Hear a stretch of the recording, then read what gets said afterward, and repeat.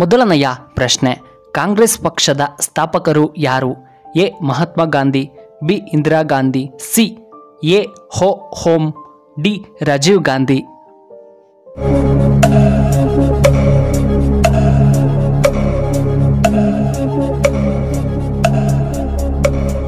ಇದಕ್ಕೆ ಸರಿಯಾದ ಉತ್ತರ ಆಪ್ಷನ್ ಸಿ ಎ ಹೋ ಹೋಮ್. ಎರಡನೆಯ ಪ್ರಶ್ನೆ, ಆಸ್ಕರ್ ಪ್ರಶಸ್ತಿ ಯಾವ ಕ್ಷೇತ್ರಕ್ಕೆ ಸಂಬಂಧಪಟ್ಟಿದೆ? ಎ ಕ್ರೀಡೆ, ಬಿ ಚಲನಚಿತ್ರ, ಸಿ ಸಂಗೀತ, ಡಿ ವಿಜ್ಞಾನ.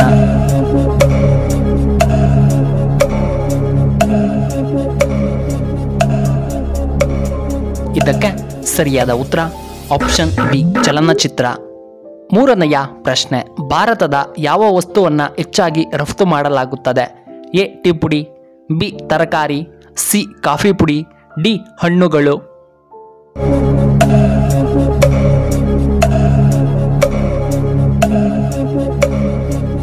ಇದಕ್ಕೆ ಸರಿಯಾದ ಉತ್ತರ ಆಪ್ಷನ್ ಎ ಟೀ ಪುಡಿ. ನಾಲ್ಕನೆಯ ಪ್ರಶ್ನೆ, ಆನೆಗಳ ಉತ್ಸವ ಯಾವ ನಗರದಲ್ಲಿ ನಡೆಯುತ್ತದೆ? A Jaipur, B Mysuru, C Madurai, D Shivamogga.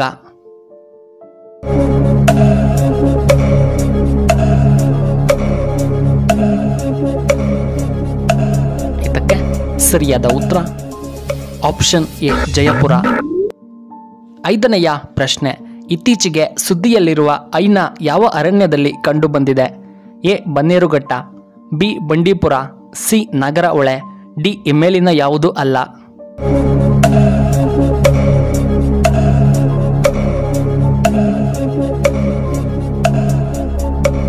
ಇದಕ್ಕೆ ಸರಿಯಾದ ಉತ್ತರ ಆಪ್ಷನ್ ಬಿ ಬಂಡೀಪುರ ಅರಣ್ಯದಲ್ಲಿ. ಆರನೆಯ ಪ್ರಶ್ನೆ, ಯಾವ ಮರದ ಕಟ್ಟಿಗೆ ಸುಡುವುದಿಲ್ಲ? ಎ ಬಾಳೆ ಮರ, ಬಿ ಆಲದ ಮರ, ಸಿ ಪಪಾಯ ಮರ, ಡಿ ನುಗ್ಗೆ ಮರ.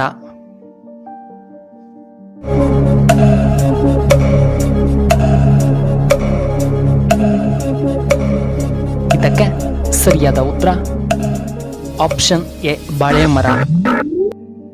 ಏಳನೆಯ ಪ್ರಶ್ನೆ, ಯಾವ ಜೀವಿ ಹೃದಯವನ್ನು ತನ್ನ ತಲೆಯಲ್ಲಿ ಹೊಂದಿರುತ್ತದೆ? ಎ ಸಿಗಡಿ, ಬಿ ಮೊಸಳೆ, ಸಿ ಹಾವು, ಡಿ ಕಪ್ಪೆ.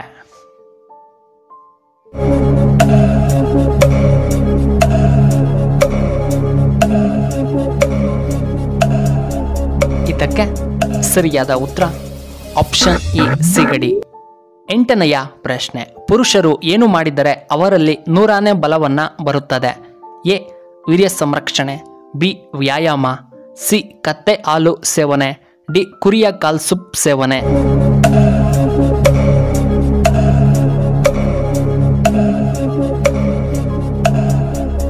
ಇದಕ್ಕೆ ಸರಿಯಾದ ಉತ್ತರ ಆಪ್ಷನ್ ಎ ವೀರ್ಯ ಸಂರಕ್ಷಣೆ. ಒಂಬತ್ತನೆಯ ಪ್ರಶ್ನೆ, ಬಾಯಿಯ ವಾಸನೆಯನ್ನು ಹೋಗಲಾಡಿಸಲು ಯಾವುದು ಉತ್ತಮವಾಗಿದೆ? ಎ ತುಳಸಿ, ಬಿ ಏಲಕ್ಕಿ, ಸಿ ದ್ರಾಕ್ಷಿ, ಡಿ ಚಿವಿಂಗಮ್.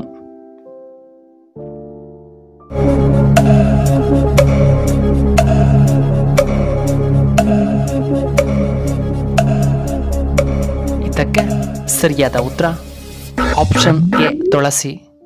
ಹತ್ತನೆಯ ಪ್ರಶ್ನೆ, ಯಾವುದನ್ನು ಅತಿಯಾಗಿ ಸೇವನೆ ಮಾಡಬಾರದು? ಎ ಚಿಕನ್, ಬಿ ಮೊಟ್ಟೆ, ಸಿ ನೀರು, ಡಿ ಮಾಂಸ.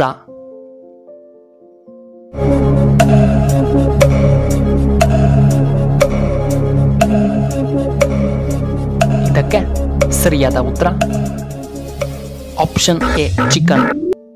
12ನೆಯ ಪ್ರಶ್ನೆ, ಅಯೋಧ್ಯೆ ಯಾವ ಜಿಲ್ಲೆಯಲ್ಲಿದೆ?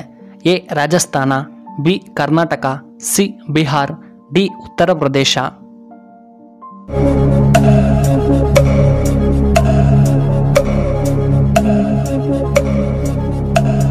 ಇದಕ್ಕೆ ಸರಿಯಾದ ಉತ್ತರ ಆಪ್ಷನ್ ಡಿ ಉತ್ತರ ಪ್ರದೇಶ. 13ನೆಯ ಪ್ರಶ್ನೆ, ಭಾರತದ ಅತ್ಯುತ್ತಮ ಪ್ರಶಸ್ತಿ ಯಾವುದು? A Bharat Ratna, B Padma Shri, C Padma Bhushan, D Padma Vibhushan.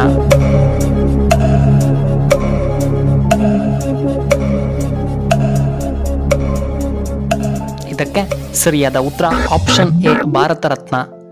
14ನೆಯ ಪ್ರಶ್ನೆ, ರಾವಣನು ಯಾರ ಪರಮ ಭಕ್ತನಾಗಿದ್ದನು? A Brahma, B Shiva, C Vishnu, D Ganesha.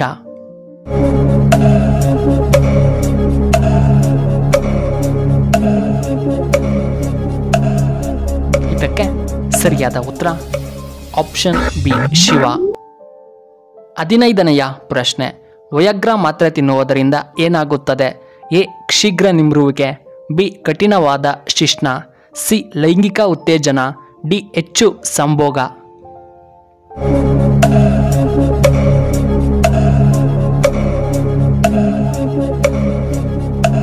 ಇದಕ್ಕೆ ಸರಿಯಾದ ಉತ್ತರ ಆಪ್ಷನ್ ಬಿ, ಆಪ್ಷನ್ ಸಿ ಮತ್ತು ಆಪ್ಷನ್ ಡಿ.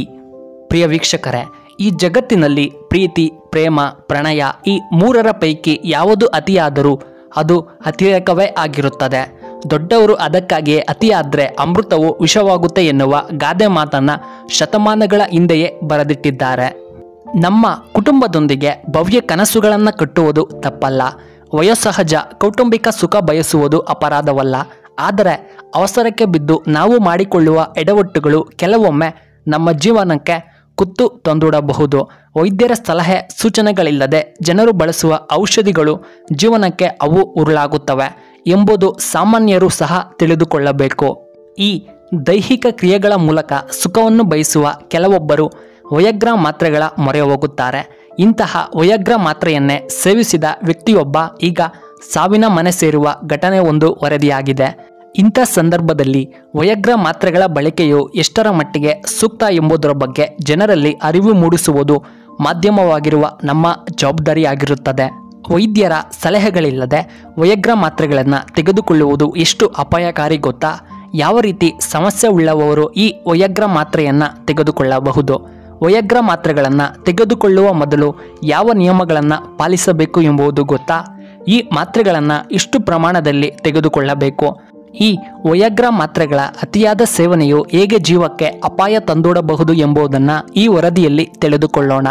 ಮಿತಿಮೀರಿದ ಔಷಧಿ ಜೀವಕ್ಕೆ ತುಂಬ ಅಪಾಯಕಾರಿಯಾಗಿದೆ. ಹಾಗೆ ಈ ಮಾತ್ರೆಯನ್ನು ಸಾಮಾನ್ಯವಾಗಿ ಖಾಲಿ ಹೊಟ್ಟೆಯಲ್ಲಿ 1 ಲೋಟ ನೀರಿನಲ್ಲಿ ತೆಗೆದುಕೊಳ್ಳಬಹುದು. ಆದರೆ 24 ಗಂಟೆಗಳಲ್ಲಿ ಕೇವಲ 1 ಮಾತ್ರೆಯನ್ನು ಮಾತ್ರ ತೆಗೆದುಕೊಳ್ಳಬಹುದು.